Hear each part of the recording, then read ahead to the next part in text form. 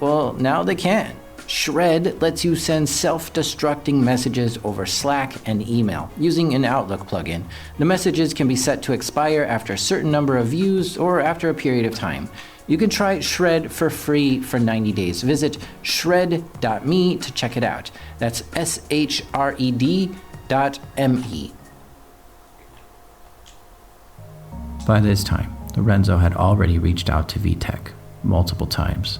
Over and over, Lorenzo was getting no response, or being redirected to somewhere else. Eventually, days later, Lorenzo got the following response from a VTech spokesperson named Grace Pang. Quote, on November 14th, an unauthorized party accessed VTech customer data on our Learning Lodge App Store customer database. We were not aware of this unauthorized access until you alerted us. End quote. VTech claims they received the email from Lorenzo, found evidence of the hack the next day, then 3 days later issued a press release and notified their customers through email.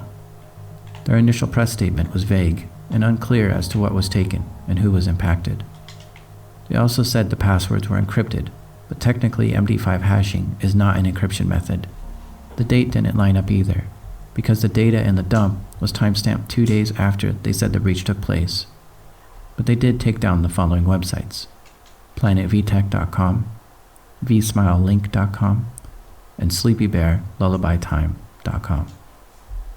Taking these websites down must have been a big decision for VTech. Imagine the App Store being down on your phone for over a month.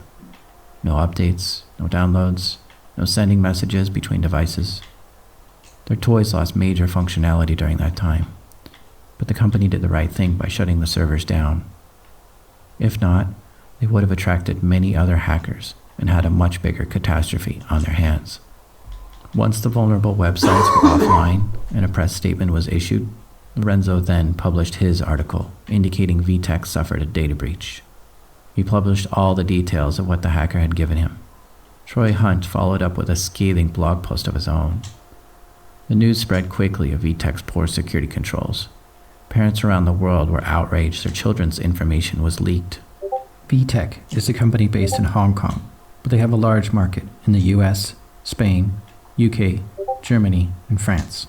VTech's stock began to tumble. Troy was also facing an ethical dilemma.